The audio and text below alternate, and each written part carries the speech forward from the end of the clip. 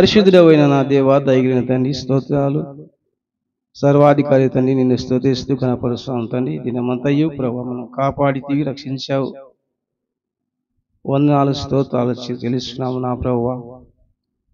అవును తండ్రి, మరి నీ నిత్య ప్రేమలో నీ గొప్ప మాటలు వినడానికి మరి ఒక సమయం మాకు ఇచ్చావు. నీకు స్తోత్రాలు ప్రభువా. ఈ సమయం చూడలేక, ఈ సన్నిధి లేక ఎందరో ప్రభువా మరి అన్ని విధాలుగా ప్రభు అవస్థలు బాధలు పడుచుంటారు. మరి తండ్రి, ఈ వాక్యము లేక ప్రభా నాయన చీకటిలో ఉంటారు ప్రభు. అయితే మాకు అలాంటి స్థితి లేకుండా నీ ప్రేమతో కృపతో నాయన ఈ భాగ్యం కలిగజేసిన దేవ, కృతజ్ఞ స్తోత్రాలు చెల్లించుకున్నాము. దయగల తండ్రి, ఈ మాటలు మా మాటలు కావు ప్రభువా. ఇవి నీ మాటలు, ఈ బ్రతికించే మాటలు, ఈ హెచ్చరించే మాటలు ప్రభువా. మేము సరిదిద్దుకొని జీవించే మాటలు కాబట్టి కృప దయచేయమని అడుగుతున్నాము. నన్ను నీ శిలువ సాటు మరుగుపరిచి నీ గొప్ప మాటలు దేవా నీ కృపతో మాకు దయచేయమని, దీవించమని యేసు పరిశుద్ధమైన పుణ్యమైన నామమును స్తుతించి ప్రార్థన చేసి వేడుకుంటున్నాము తండ్రి. ఆమేన్. ఎఫెసీయులకు రాసిన పత్రిక 3వ అధ్యాయము 14వ వచనము ధ్యానించుకుందాం. ఈ హేతువు చేత పరలోకమునందును భూమి మీదను ప్రతి కుటుంబము ఏ తండ్రిని బట్టి కుటుంబమని పిలువబడుచున్నదో ఆ తండ్రి ఎదుట నేను మోకాలుని. మీరు అంతరంగ పురుషుని యందు శక్తి కలిగి ఆయన ఆత్మ వలన బలపరుచబడినట్లుగా క్రీస్తు మీ హృదయములో విశ్వాసము ద్వారా నివసించినట్లుగా తన మహిమైశ్వర్యము కృప చొప్పున మీకు దయచేయవలనని మీరు దేవుని సంపూర్ణత యందు పరిపూర్ణగినట్లుగా ప్రేమయందు నేను వేరుపారి స్థిరపడి సమస్త పరిశుద్ధతో కూడా దాని వెడల్పును పొడుగును లోతును ఎత్తు ఎంతో గ్రహించుకున్నటకును జ్ఞానమునకు మించిన క్రీస్తు ప్రేమను తెలుసుకున్నటకును తగిన శక్తి గల వారు కావాలని ప్రార్థించుతున్నాను. దేవుని పరిశుద్ధులారా, ప్రియులారా, దేవుని యొక్క పిల్లలారా, ప్రార్థన మొట్టమొదటిగా ప్రార్థన ఆదికాండములో 4వ అధ్యాయంలో ప్రార్థన చేసినారు కదా. ఈ బైబిల్ అంతా కూడా ప్రార్థనే. ప్రార్థన అనగా ప్రాణం ఉన్న వాళ్ళే ప్రార్థన చేస్తారు. చనిపోయిన వారు ప్రార్థన చేయలేరు కదా. జీవం గల దేవుని మనం ప్రార్థించుట అది మనకు గొప్ప భాగ్యము, దేవుడిచ్చిన గొప్ప భాగ్యం అయి ఉన్నది. ఒక సేవకుడు ఒక చిన్న గృహములో ప్రార్థించి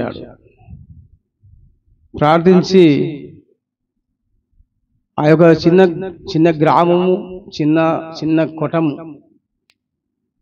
దాదాపు అంటే ఒక 10 సంవత్సరాలు ప్రార్థించాడు ఆ యొక్క చిన్న గృహములో.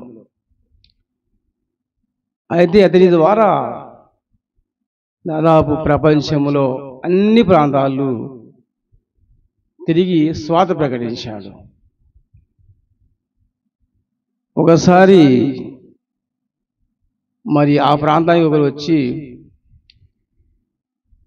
ఆ యొక్క చిన్న గుడిసెను చూసినాడు. ఆ చిన్న కొటమును చూస్తే ఈ కొటములో ప్రార్థన జరిగిందయ్యా, ఆయన ఆ సేవకుడు ఈ కొటమునే ప్రార్థన చేసేవాడు ఎప్పుడు అని అంటే నమ్మలేదు.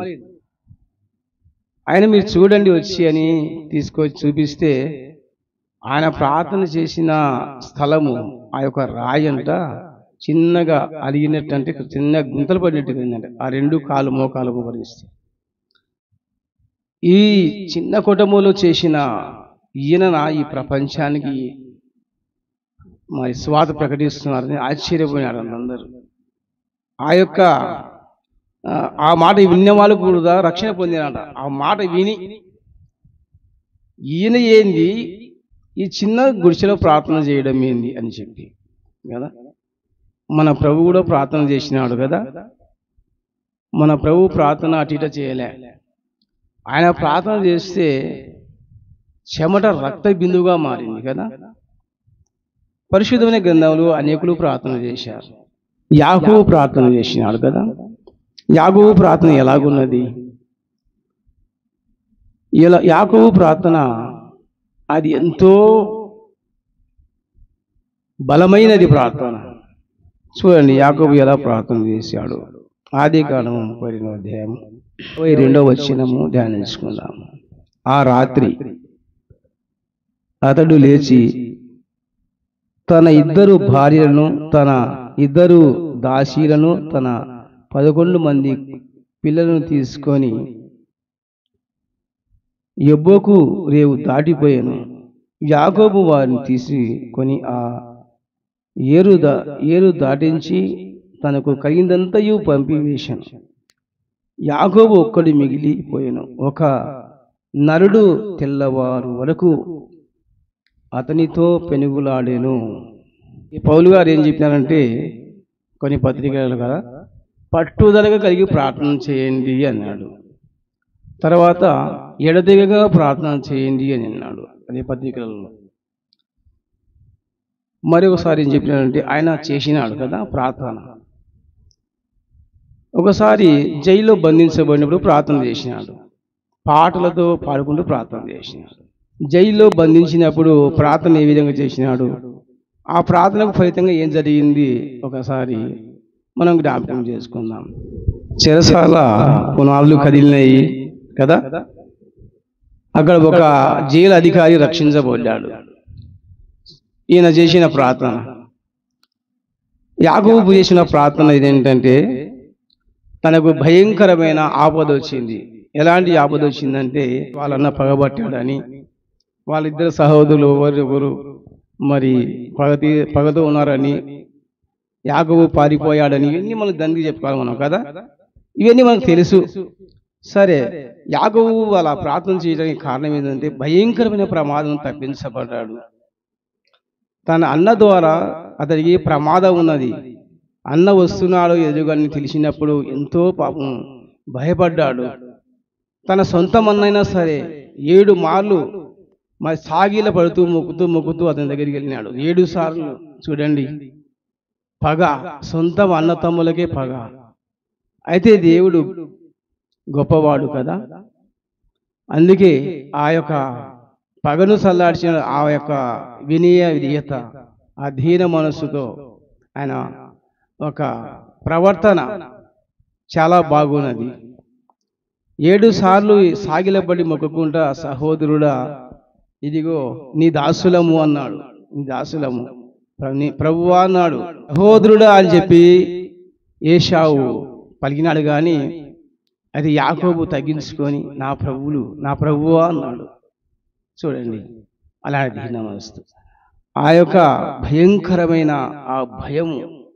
ఎందుకంటే క్రూరుడు, వేటగాడు, అనేక మరి జంతువులను భయంకరంగా వేటాడి చంపినోడు ఏశావు అంటే తమాషగాడు. అలాంటి వ్యక్తి దగ్గర పోవాలంటే ఎవరికైనా భయమే కదా. అప్పుడు వాళ్ళన్న వస్తున్నాడంటేనే ఎంతో వణికిపోయి భయపడ్డాడు. ఆ యొక్క భయాన్ని, ఆ యొక్క వేదనను, ఆ యొక్క బాధను తప్పించాడు దేవుడు. అందుకు బట్టి యాకోబు ప్రార్థన చేస్తున్నాడు. ప్రార్థన చేసేటప్పుడు ఎలాంటి నియమాలు తీసుకున్నాడు చూడండి. అందరినీ పంపివేశాడు. ఎవరు కూడా అతనికి ఏం డిస్టర్బెన్స్ ఉండకూడదు. ఇంకా ప్రార్థన చేసేటప్పుడు నా ప్రార్థన దేవునికి వినపడాల. మన ప్రార్థన ఎలా ఉండాలనేది యెషయా గ్రంథము 58:3 వచనం చూడండి. దేవుడు ఏమంటున్నాడంటే, మీరు ఉపవాసం చేస్తారు కానీ నాకు ఇష్టంగా చేయటం లేదు. మీరు ఉపవాసం చేసుకుంటారు, కొట్టాడతారు, మరి ఏదేదో మాట్లాడుకుంటారు, ఎంతో ఆలోచన చేస్తారు. మరి నాకు ఉపవాసం చేయడం ద్వారా నాకు ఎలా వినాలని నేను అంటాడు. ఒక అధికారి, గొప్ప అధికారి మన దగ్గరికి వచ్చాడు అనుకోండి, ఒకవేళ ఒక ఎమ్మెల్యే మన సంఘానికి వచ్చినాడు అనుకోండి, మనం అందరం కూడా మరి అతనికి మన ఒక అవసరాలు చెప్పుకుంటాము కదా, ఖచ్చితంగా వింటాడు అతను. కానీ అతడు వినే విధంగా మనం చెప్పుకోవాలి, అంతేనా? మన అందరి మీద పడితే ఎలా ఉంటుంది? అది ఎవరు ఏం అంటున్నారు, ఏం మాట అడిగినారు, ఏం వాళ్ళకి కావాలనో అవసరాలు అని అతను ఏది కూడా గ్రహించుకోలేడు. అయితే దేవునికి దగ్గర ప్రార్థన చేసేటప్పుడు ఎలా చేయాలంటున్నాడంటే ఆ తండ్రి వినాలా అంటున్నాడు. అందుకే ప్రార్థన చేసేటప్పుడు చాలా జాగ్రత్తగా చేయాలి. కొన్ని సంఘాలు చూస్తూ ఉన్నాం. ప్రార్థన ప్రార్థన అనగా ఇందాక ఏం చెప్పుకున్నాం? ప్రాణం అని చెప్పుకున్నాం. ప్రాణం ఉన్న వాళ్ళే ప్రార్థన చేస్తారు, ప్రాణం లేని వాళ్ళు ప్రార్థన చేయలేరు. ఆ ప్రార్థన మాకు ఇచ్చిన ఆ గొప్ప అధికారం దేవుడు. నన్ను అడుగుడికి మీకు ఇవ్వబడును కదా. మనం ఏం అడగాలనో అన్నీ కూడా అడుగుతారు. అయితే ఎటు అడగమన్నాడు? సందేహింపగా అడగండి అన్నాడు. చాలా గొప్ప మాట కదా. యాకోబు డిస్టర్బెన్స్ లేకుండా ఏది కూడా ఉండకూడదని ప్రార్థన చేశాను. దుఃఖంతో వచ్చాము కదా మనం. మన ప్రార్థన దేవునికి వినబడాలా అంటే మన యొక్క హృదయం భావం, ఏ డిస్టర్బెన్స్ ఉండకూడదు, తలంపులు ఉండకూడదు, ఏ ఆలోచన ఉండకూడదు. ప్రార్థన చేసేటప్పుడు మరి గతంలో నాకు కూడా ప్రార్థన చేస్తుంటే ఏదో సమస్యలు వస్తుంటాయి, ఏదేదో తక్కువ వస్తుంటుంది కదా. చాలా జాగ్రత్త. ఆ హృదయాన్ని చెడగొట్టి మన ప్రార్థన ఆ దేవుని దగ్గరగా చేరకుండా చేసేటివి ఆ యొక్క ఆలోచన ఏది కూడా మనసులో. అందుకే యాకోబు ఏం చేశాడంటే మొత్తాన్ని పంపేశాడు. పిల్లలను, భార్యను, తనకున్న గొర్రెలను మొత్తాన్ని పంపేసినాడు, దూరంగా దాటించినాడు, ఒక్కడే నిలబడిపోయాడు. అందుకే యాకోబు అనేవాడు కూడా పరిశుద్ధ గ్రంథంలో యేసుక్రీస్తు ఒక శిష్యుడు పేరు కూడా యాకోబే. అతను ఏమన్నాడు అంటే విశ్వాస సహితమైన ప్రార్థన ఆరోగ్యాన్ని స్వస్థపరుచును. కరెక్టేనా మాట? 5:17 వచ్చినాం అనుకుంటాను. యాకోబు విశ్వాస సహితమైన ప్రార్థన ఆరోగ్యాన్ని స్వస్థపరచును.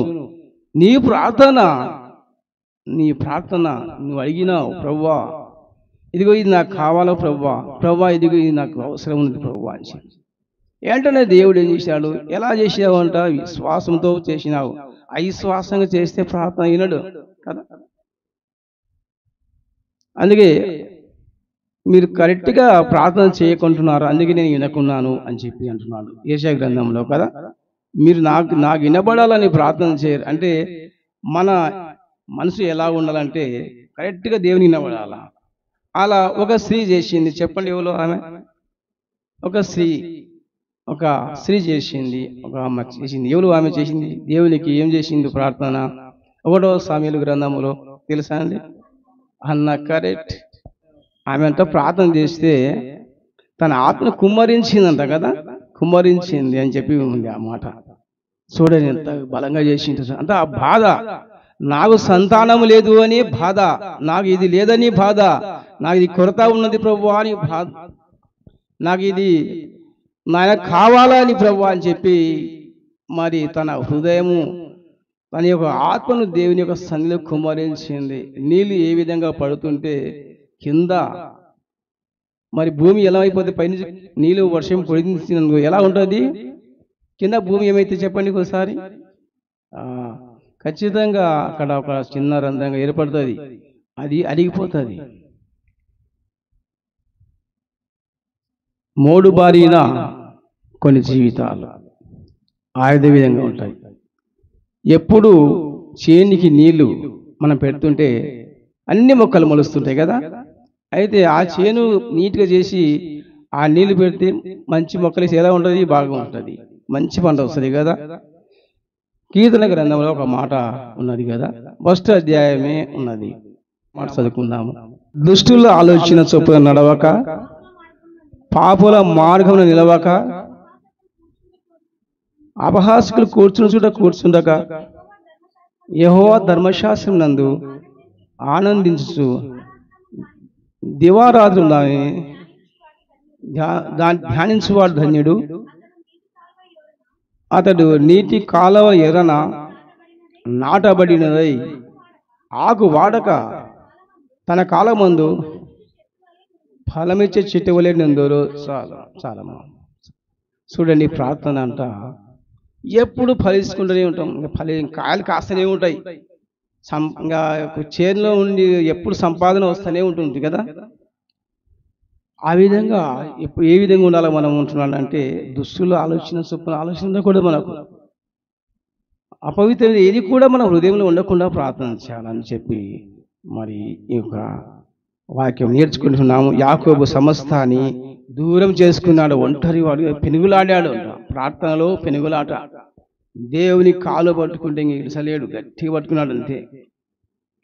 నన్ను ఆశీర్వదిస్తే నేను ఇడుసా లేకుండా ప్రభువా, తెల్లవారు పట్టుకున్నాడు. తెల్లవారు పట్టుకుని మనం మోకరించగలమా? మోకరించాలి. అయితే మన శక్తి ఉన్నంత వరకు మోకరించాలి. మన మోకాళ్ళు మోకరించి ఏమైతే చెప్పండి, నల్లగా అయిపోతుంది. మన మోకాళ్ళు నల్లగా అవుతుంటే మన హృదయం తెల్లగా అయిపోతుంటుంది కదా. అప్పుడు దుష్టుల ఆలోచన చొప్పున నడవకుండా ఏది కూడా మనం ప్రార్థనలో ఏది కూడా రాకూడదు. కరెక్ట్గా దేవునికి మనం ప్రార్థన అందించాలి. మన ప్రార్థన దేవుని దగ్గర వెళ్ళాలా, పరిశుద్ధంగా ఉండి ప్రార్థన చేయాలి అని చెప్పి అన్నాడు. అలా యాకోబు ప్రార్థన దేవుడు విన్నాడు, అందుకే ఆశీర్వదించాడు. ఒక్క మనుషుడు తెల్లవారు ప్రార్థన చేస్తే ఆలకించినాడు.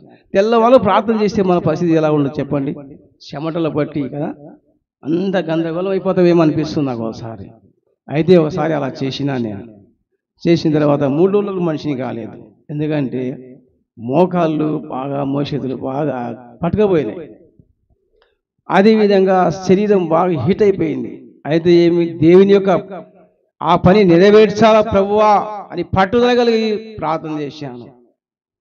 ఎటైనా కానీ నాకు శక్తి ఉన్నంత వరకు ప్రార్థన చేస్తాను ప్రభువా, ఎటైనా కానీ అని చెప్పి పోరాడినాడంటే దేవుడు నిజంగా ఆ రోజు అనిపించింది ఆయన ఎంత బలం కలిగి ఉండింటాడు అనిపించింది. ఆ రోజు 3 రోజులు మరి నేను మనిషిని సరి కాలేకపోయాను. ఎందుకంటే మోకాళ్ళు అట్లా పట్టుకపోయినాయి. దేవుడు ఆ విధంగా నేను ప్రార్థన చేసినప్పుడు అనుకుంటాను మెల్లిమెల్లిగా తన యొక్క గొప్ప మార్గంలో నడిపిస్తున్నాడు. గతంలో ఏ విధంగా కూడా నేను నిలిచి వాక్యం చెప్పే శక్తి నాకు లేదు. అలాంటి ప్రార్థన చేశాను కాబట్టి దేవుడు తన కృప వల్ల కొద్దిగా నన్ను నడిపిస్తున్నాను అన్నాడు.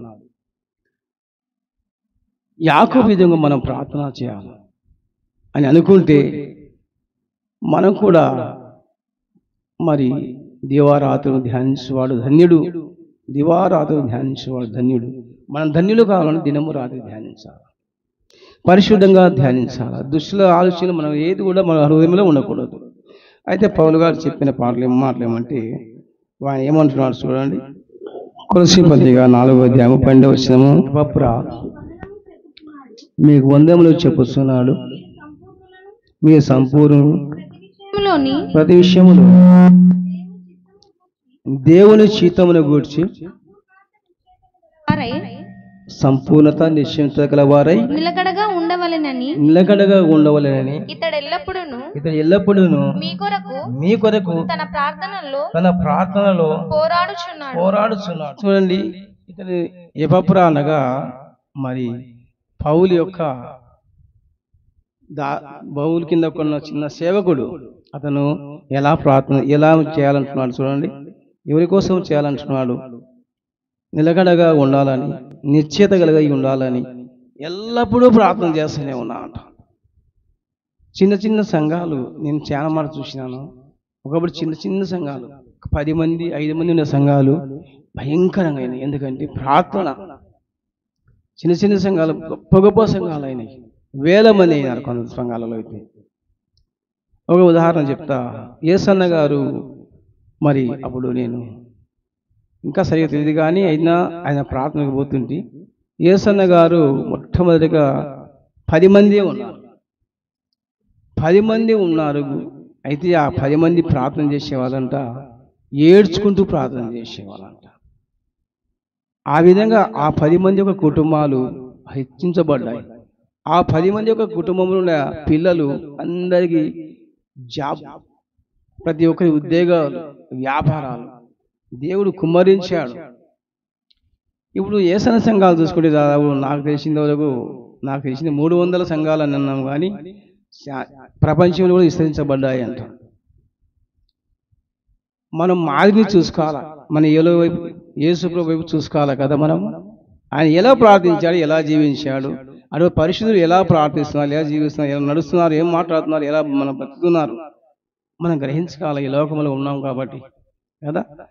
మనం కూడా ఒకరి కోసం ఒకరి ప్రార్థన చేయాలి. ఇప్పుడు నాకు బాగలేదు ఆరోగ్యం, అదే ప్రభా ఆయన ఆరోగ్యం బాగలేదు, ఆ కుటుంబానికి దర్శించు ప్రభా, వాళ్ళ పిల్లల్ని దీవించు ప్రభా అని మన కొరకే ఎవరికి అవసరం లేదు. మొట్టమొదటిగా నువ్వు బాగుండు, నీ కుటుంబం బాగుండు, నీ కుటుంబం కోసం, నీ కోసం, నీ సంఘం కోసం, నీ సగుసలు అందరి కోసం అందరూ ప్రార్థన చేసి దేవుడు ఎంతో చేస్తాయి తీసుకుపోతాడు, ఎంతో మరి గొప్ప వాళ్ళుగా చేస్తాడు. ప్రార్థన ద్వారా అందరూ గొప్ప వాళ్ళ. పరిశుద్ధ గ్రంథంలో ప్రార్థన చేయని వారు ఎవరు కూడా అందరూ చెడిపోయారు, కానీ ప్రార్థన చేసేవారు ఏమైనారు? రాజ్యం రాజులు అయిపోయారు కదా. దావీదు గొర్రెల కాపరి, దేవుడు ఎందుకు ఏర్పాటు చేసుకున్నాడు? అతను ప్రార్థిస్తే, పొద్దున్న చేస్తే ప్రార్థన చేస్తాడు, లేస్తే ప్రార్థన చేస్తాడు, ప్రభువా అని 4 గంటలు లేస్తాడు, 5 గంటలు లేస్తాడు, ఎప్పుడు లేస్తే ఎప్పుడు ప్రార్థన చేస్తాడు. మధ్యరాత్రి వేళ కూడా మేలుకొస్తే చేస్తాడు ప్రార్థన. ఒకసారి మధ్యరాత్రి వేళ ప్రార్థన చేశాడంట. ఆ ప్రార్థన చేస్తున్నప్పుడు అది ఏమైందంట తెలుసా? వాక్యము కొవ్వు మెదురు దొరికినట్టుగా వాక్యం దొరికిందని చెప్పి 64వ 63 అధ్యాయంలో మనం చూసుకుంటాం. చూడండి, అనేక భక్తుల ప్రార్థనలు, పరిశుద్ధమైన గ్రంథములు అందరూ కూడా ప్రార్థనతోటినే మరి పరలోకము చేరారు. ప్రార్థన లేకుంటే పరలోకము చేరలేము. పరిశుద్ధమైన ప్రార్థన, ఎడతెగని ప్రార్థన, ఇసుకకుండా ప్రార్థన చేయాలన్నాడు యేసు ప్రభు కదా. ఒక ఇదురాలి గురించి ఒక న్యాయాధిపతిని అడుగుతుంది, నాకు న్యాయం తీర్చుకుని ఊగి వెంటాడుతుంది. అయినా ఏమి రోజు నాకు న్యాయం తీర్చుదురా అని ఒకసారి పోతే అయిపోయి కదా, పోయి న్యాయం తీరిస్తే నా వెంట పడదు కదా అని న్యాయం తీర్చినాడంట. అంటే ఆ సాదృశ్యం చెప్పినా అంటే విసుగగా ప్రార్థన చేయండి. మనం ప్రార్థన చేసినంతసేపు విసుకోకూడదంట, మనం ఒక విసగించకూడదు. మన ప్రార్థన విసుగకుండా ప్రార్థన చేయండి. యేసు ప్రభు ఆ గొప్ప దేవుడే ప్రార్థన ఎలా చేశాడంటే ఎప్పుడూ ప్రార్థననే, ఇంకా రాత్రంతా ప్రార్థన చేస్తాడు, ఉదయం పోయి ప్రకటిస్తాడు. ఎంతమంది రక్షణ పొందారు? ప్రపంచమంతా రక్షణ పొందింది ప్రార్థన ద్వారా. దేవుడే ప్రార్థించాడు, మన మాదిరి చూపించాడు. ఎవరు కాదు, యేసు ప్రభువే మనకు మాదిరి. మన యొక్క సంఘము విస్తరించాలంటే, మన సమస్తమైన మనకు మన కుటుంబాలు ఆశీర్వదించబడాలంటే, మన వచ్చే తరము ఇప్పుడు 2025 3025 ఎలా ఉంటుందో కదా, 4025 ఇంకా ఎలా ఉంటుందో, మన ఆ వ్యక్తి వంశం మన వంశం ఉండదా? మన వంశం అంతా దేవుని సన్నిధికి రావద్దా? మనం ప్రార్థన చేయకూడదా? మన కుటుంబాలు బాగుపడకూడదా? మనము కాకుండా అందరూ కూడా బాగుపడాలని ప్రార్థన చేయాలి. తిమోతి పత్రికలో అన్నాడు పౌలు, రాజుల కోసం ప్రార్థన చేయండి. మనం నెమ్మదిగా సుఖంగా బ్రతకాలంటే రాజుల కోసం ప్రార్థన చేయండి, అధికారుల కోసం ప్రార్థన చేయండి, ప్రజలందరి కోసం ప్రార్థన చేయండి. అది దేవుని దృష్టికి మంచిదని. మనం మంచిదాన్ని ప్రార్థన చేయాలి. మంచి కలగాలంటే ప్రార్థన చేయాలి, దీవించబడాలంటే ప్రార్థన చేయాలి, రక్షింపబడాలంటే ప్రార్థన చేయాలి. మనం అందరూ ప్రార్థన చేస్తే ఇంకొక ఆత్మను రక్షిస్తాం కదా. ఒక చిన్న చెట్టు ఉంది ఇక్కడ, అది కంప చెట్టు ఉంది, నా చేత కావటం లేదు ఆ కంప చెట్టు పీకేయాలంటే. మనం అందరం కలిసి ఆ కంప చెట్టు పీకగలమా లేదా చెప్పండి? పీకేస్తాం, ఖచ్చితంగా పీకేస్తాం అంతే. నాకు అనారోగ్యం బాగలేదు, నా కోసం ప్రార్థన చేయండి అంటే మీరందరూ చేస్తే దేవుడు మీ ప్రార్థన అందరి ప్రార్థన ఆరోగ్యం ఇయ్యడా? ఖచ్చితంగా ఇస్తాడు. మన ప్రార్థన అయితే ఎట్లా ఉండాలంటున్నాడు దేవుడు అంటే, ఆయనకి వినబడే ప్రార్థన చేయాలా.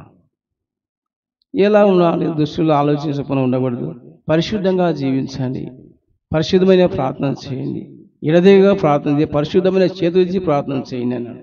పరిశుద్ధమైన చేతులెత్తి ప్రార్థన చేయడం అంటే దేవునికి విరోధంగా ఇది కూడా మనము లేకుండా ప్రార్థన చేయాలి.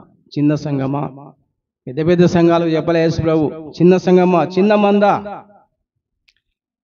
రాజ్యం పరలోక రాజ్యం మీకు ఇష్టానికి ఇష్టపడుతున్నాడు దేవుడు అని చెప్పి అన్నాడు. చిన్న మంద భయపడుకుడి, రాజ్యం ఇచ్చుటకు ఆయన ఇష్టపడ్డాడు. నిజంగా ఆత్మీయంగా జీవించాలంటే ఎంతో శ్రేష్టమైనది ఈ యొక్క సంఘం అనిపిస్తున్నారు. ఇది రెండోసారి నేను చూడము, ఇంకో సంఘాన్ని చూసిన తర్వాత ఈ సంఘం చూస్తున్నాను. నేను ఇంతకుముందు వచ్చినాను కానీ ఎప్పుడు మీ దగ్గర ఉండలేదు, కానీ చాలా బాగున్నది. చాలు, మనకు కలిగిన దాంట్లోనే మనం కష్టపడి పని చేసుకుంటే దేవుడు ఆశీర్వదిస్తాడు. మన చేతులెత్తి మనం ఎప్పుడు ప్రార్థన చేస్తామో దేవుడు అన్ని విధాలుగా మనకు ఆశీర్వదిస్తాడు. సరే, ఇక్కడ వీళ్ళ కోసం ప్రార్థన చేస్తున్నారు కదా, మీరు జాగ్రత్తగా ఉండండి, నిలకడగా ఉండండి, నిశ్చయగలవై ఉండండి అని చెప్పున్నాను. నిలకడగా ఉండాలి ప్రార్థనలో. ఏదైనా సరే ప్రార్థన చేసే వారిని చూశారనుకో, ప్రార్థన చేసే వారి హృదయంలో అక్కడే ఉంటాడు దేవుడు. అందుకే సాతాను ముట్టడానికి సాధ్యం కాదు. ఏది కూడా ఏమి చేయలేవు. ఎంతో ప్రమాదం వస్తుంది, నాకు ఎన్నో సమస్యలు వచ్చాయని అనుకుంటాం. కానీ ఇక్కడ ఎవరున్నారు? లోకములో ఉన్న వానికంటే గొప్పవాడు ఇక్కడ ఉన్నాడు. ఆయన ప్రార్థన చేయడం వల్ల ఇక్కడ ఉన్నాడు కదా, ఇంకా మనకేం భయము? ఏది భయం లేదు. సమస్తము సమృద్ధిగా దయచేస్తాడు ఆ దేవుడు. సమస్తం సమృద్ధిగా దయచేసే దేవుని అని మనము నమ్మిక ఉంచాలి. ఖచ్చితంగా విశ్వాసంతో ప్రార్థన చేయి. విశ్వాసం లేకుండా ప్రార్థన చేయడం ద్వారా ఏది కూడా సాధ్యం కాదు. ఎండిపోయిన భూమిలాగా ఎండిపోతామే కానీ ఎప్పుడు చెగురిస్తూ ఉండలేము. ప్రార్థన అనగా ఎప్పుడు చేనుకు నీళ్లు పెడుతున్నాము, పైర బాగా వస్తుంది, పంట వస్తుంది, మళ్ళీ మంచి సంపాదన వస్తుంది, మంచి ధనం వస్తుంది ఇంటికి కదా.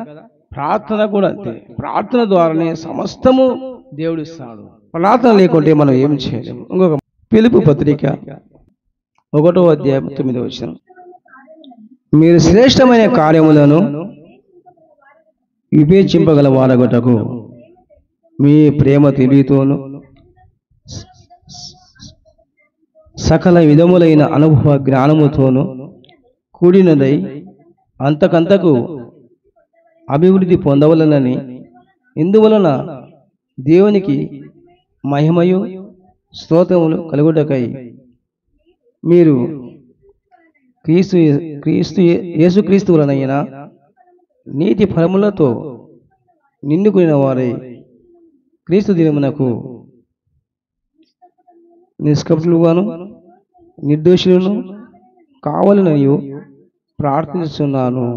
పౌలు ఏమిలా ప్రార్థించాడు చూడండి. పౌలు అంటే ఎలాంటి వాడు? చనిపోయిన వారిని బ్రతికించుతాడు కదా. దేవుని యేసుక్రీస్తు యొక్క ఆత్మ కలిగినోడు కదా, యేసుక్రీస్తును ధరించుకున్నాడు కదండి. యేసుక్రీస్తు స్వస్థపరిచాడు, పౌలు కూడా స్వస్థపరిచాడు. అటువంటి వాడు ఎవరిని ప్రార్థన చేస్తున్నా అంటే మీరు నిష్కలంకులుగా నిర్దోషులుగా కావాలని ప్రార్థన చేస్తున్నారు. ఎవరి కోసం? ఫిలిప్పు సంఘానికి ప్రార్థన చేస్తున్నాడు. మీరు ఈ విధంగా జీవించాలా, ఈ విధంగా ఉండాలని చెప్పి ఆయన తెలియజేస్తున్నాడు. మీరు శ్రేష్టమైన కార్యములను వివేచింపగలగటకు మీ ప్రేమ తెలివితోను. ఈ కార్యములు వివేచించాలంటే, అదే గ్రహించాలంటే, తెలుసుకోవాలంటే ప్రేమను కలిగి ఉండాలి. ప్రేమ కలిగి, దేవుడు ప్రేమ స్వరూపి ఉన్నాడు కదా. దేవుడు ప్రేమ గలవాడు ఉన్నాడు. ప్రేమ గలవాడు కాబట్టి మన అందరి కోసము చనిపోయి తిరిగి లేచి పరలోకం వెళ్ళి మరి తిరిగి అనయి ఉంటున్నాడు కదా. ఆ గొప్ప దేవుడు, మరి ఆ గొప్ప దేవుని యొక్క బిడ్డలమైన మనము ప్రేమ కలిగి ఉండాలన్న ప్రార్థనలో ఈ ప్రేమలు కూడా ఉంటాయి. ప్రేమ కలిగిన వారు మాత్రమే ప్రార్థన చేయగలవారు. నిష్కపటులుగా ఉండాలి, నిర్దోషులుగా ఉండాలి, అనిందులుగా ఉండాలి కదా, పరిశుద్ధులుగా ఉండాలని చెప్పి అలాంటి ప్రార్థన దేవుడు ఆలకించేవాడు ఉన్నాడని చెప్పి మనము ఈ రాత్రి సమయంలో తెలుసుకుంటున్నాము. ప్రేమతోనూ తెలివితోనూ సకల విధమైన అనుభవ జ్ఞానంతో కూడినది అంతకంతకు అభివృద్ధి పొందవలెనని. ఈ యొక్క ప్రార్థనలు అంతగా అభివృద్ధి, తెలివి, జ్ఞానం, బుద్ధి, జ్ఞానము, సర్వ సంపదలు. ఇంకా సంపదలైన తర్వాత సమస్త సంపదలు వచ్చేసినాయి. ఆ విధంగా అన్ని వివేచిస్తారు, మీరు గ్రహిస్తారని చెప్పి ప్రార్థన ద్వారానే అన్ని సంగతులు తెలుస్తాయి. ప్రార్థన ద్వారానే సమస్తం తెలిసిపోతుంది. ప్రార్థన ద్వారా పరలోకం ఎలా ఉంటుందని తెలిసిపోతుంది. ప్రార్థన ద్వారా మనం ఎలా జీవించాలని తెలిసిపోతుంది. ప్రార్థన లేకుంటే ఏది కూడా, అన్ని ఆటంకాల అభ్యంతరాలు, ఏది కూడా ముందుకు సాధ్యం కాదు. ఫిలిప్పులకు రాసిన పత్రిక 1వ అధ్యాయం 20వ వచనం చూసుకోండి. నేను మిగుల అపేక్షించు నిరీక్షించున్న ప్రకారంగా మీ ప్రార్థన వలనను యేసుక్రీస్తు యొక్క ఆత్మ నాకు సమృద్ధిగా కలుగుట వలనను ఆ ప్రకటన నాకు క్షణార్థంగా పరిగణించునని నేను ఎరుగుదును. అంతే, ప్రార్థన ద్వారా యేసుక్రీస్తు యొక్క ఆత్మ కూడా సమృద్ధిగా అందరి మీద కుమ్మరిస్తాడు దేవుడు మన ప్రార్థన ద్వారా. కదా. మనం ఆ విధంగా ప్రార్థన చేస్తాం. యాకోబు ఎలా ప్రార్థన చేశాడు తెలుసు, మనకంతా తెలుసు. ప్రార్థనలు ఎలా చేశారనేది, నెహెమ్యా ప్రార్థన ఎలా చేశాడు, హన్నమ్మ ఎలా ప్రార్థన చేసింది, ఎస్తేరమ్మ ఎలా ప్రార్థన చేసింది. ఎస్తేరమ్మ ప్రార్థన తీసుకుంటే ఎంతో గొప్ప విషయం కదా. ఎస్తేరమ్మ తన ప్రార్థన వలన తన యొక్క ప్రజలందరినీ రక్షించుకున్నది. సాతానుడు అది ప్రమాదం వచ్చిన తర్వాత, ప్రమాదం ఇప్పుడు యాకోబు ప్రమాదం తప్పిపోయింది, దేవునికి ప్రార్థన చేశాడు. ఎస్తేరమ్మకు ప్రమాదం సంభవించింది, ప్రార్థన చేసింది కదా. ఏమని ఆ ప్రమాదం ఏంటంటే, సాతానుడు అనేవాడు తన యొక్క సమస్త ప్రజలను నాశనం చేయాలనుకున్నాడు. అయితే ఆమె యొక్క ప్రార్థన ఏమైంది, సాతానుడి యొక్క క్రియలన్నీ కూడా భయంకరంగా ఉంటాయి. అయితే మనం పోరాడేది యేసు ప్రభువుతో, క్రీస్తు పాదముల దగ్గర మాత్రం మన పోరాటం ఉంటుంది. ప్రభువా ఆయన పాదాలు పట్టుకుంటే చాలు.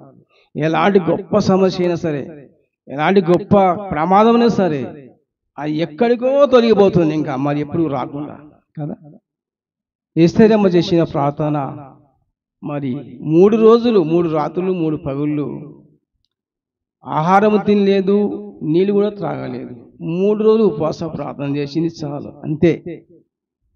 తన యొక్క కులం ఈదులందరూ రక్షణ పొందడానికి కారకులు అయిపోయింది ఆయమ్మ.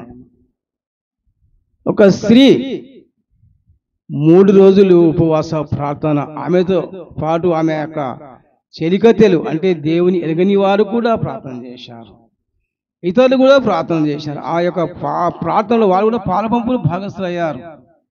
చూడండి ఎంత గొప్ప కార్యం జరిగిందో కదా. ఆ యొక్క వంశం మొత్తం రక్షణ పొందింది. దేవుని బిడ్డలకు రక్షణ వచ్చింది ఆమె ద్వారా, ఆమె ప్రార్థన ద్వారా. యేసుక్రీస్తు ప్రార్థన ద్వారా లోకానికి రక్షణ.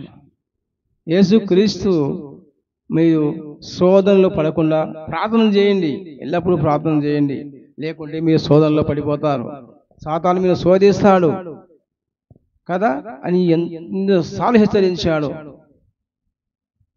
నేను ప్రార్థన చేసేస్తానయ్యా, కొద్దిసేపు ఉండండి మెలకుగా అంటే వాళ్ళు పాపం శిష్యులు అలిసిపోయి ఉంటారు.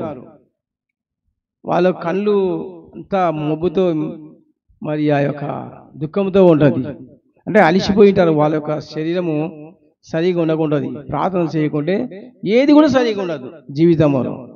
ప్రార్థన చేస్తేనే ఆత్మశక్తి, దేవుని యొక్క ఆత్మ మన మీద కుమ్మరిస్తాడు కదా. పెంతెకోస్తు దేవుని రోజు అందరు సహోదరులు కూడి ఉండగా వారి యొక్క ప్రార్థన ద్వారా అందరూ రక్షణ పొందారు. పేతురు బంధించబడినప్పుడు సంఘం అంతా ప్రార్థన చేసింది. ఎంత ప్రార్థన చేసింది చెప్పండి ఒకసారి. ఆసక్తితో కాదు, అత్యాశక్తితో ప్రార్థన చేసింది కదా. సంఘం మొత్తం ప్రార్థన చేసిన తర్వాత దేవుడు వాళ్ళ ప్రార్థన ఆలకించాడు. ప్రియులారా, మరి మనం కూడా ఎప్పుడు ఈ వంగిపోయిన జీవితం ఉండకూడదు. మనం ప్రార్థన చేసే వారంగా ఉండాలి, ప్రార్థన వీరులుగా ఉండాలి. పురుషులు ప్రార్థన చేశారు, స్త్రీలు ప్రార్థన చేశారు పరిశుద్ధ గ్రంథంలో కదా. రక్షించుకున్నారు, హెచ్చించబడ్డారు, ఎన్నో విజయాలు సాధించారు. మనం కూడా మన యొక్క స్థితి ఇలా ఉండకూడదు, మనం ముందుకు సాగాల. మన యొక్క వంశం ఆశీర్వదించబడాలా, మన కుటుంబాలు ఆశీర్వదించబడాలా. చెప్పాలంటే నాకు ఒక్క ఇల్లు కూడా లేదు మా గ్రామంలో, అంతా మరి బాడిగ ఇళ్ళలే ఉన్నాను. అయితే చిన్న కొట్టం వేసుకున్నాను. ఆ కుటుంబంలో నా యొక్క జీవితం సాగింది. దేవుని యొక్క కృప ద్వారా, దేవుడు నా ప్రార్థన ఆలకించడం ద్వారా నాకు మంచి బిల్డింగ్ ఇచ్చాడు దేవుడు.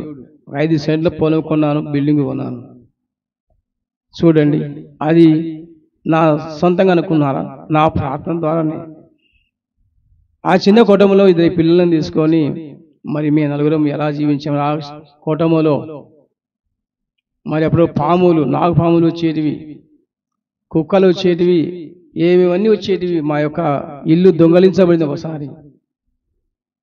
అయితే మా యొక్క ప్రార్థన ద్వారా దేవుడు మంచిగా ఇప్పుడు హై స్థాయి కాదు కానీ మేము బ్రతుకుతున్నామని దేవుడు మాకు ఇచ్చాడు. సంతృప్తికరంగా ఉంటున్నాము. అటువలే మా యొక్క సంఘం కూడా చిన్నగా ఉండేది. ఫస్ట్ ఇళ్ళనే చిన్న కొట్ట వేసుకుని అందరం చేసేవాళ్ళము ప్రభువా. రాత్రి పగలు విజ్ఞాపనలు చేసేవాళ్ళము. ఆ విజ్ఞాపనల ద్వారా గొప్ప ఒక ఒక ఉన్నధికారి అమెరికా నుంచి రావాల్సి వచ్చింది. మా ప్రార్థన అమెరికాకు పోయింది చూడండి కదా. ఆయన వచ్చి మా యొక్క గ్రామంలో ఒక చర్చి బాగా కట్టించాడు. దాదాపు అంటే 100 మంది 200 మంది కూర్చుంటారు ఆ చర్చిలో. అది ఆశ్చర్యం అనిపిస్తుంది. అయితే మా మోకాళ్ళని కూడా నలుపైపోయినాయి అందరివి. అప్పుడు 10 మంది ఉన్న వాళ్ళు 60-70 మంది అయిపోయినాం. అలా ప్రార్థన ఎప్పుడు ప్రార్థనే. ప్రతిరోజు ఎవరో ఒకరు ప్రార్థన చేసుకుంటూనే ఉంటుంటారు ఆ చర్చిలో. అట్లా మనం జీవితాలు కూడా ఇలా ఉండకూడదు.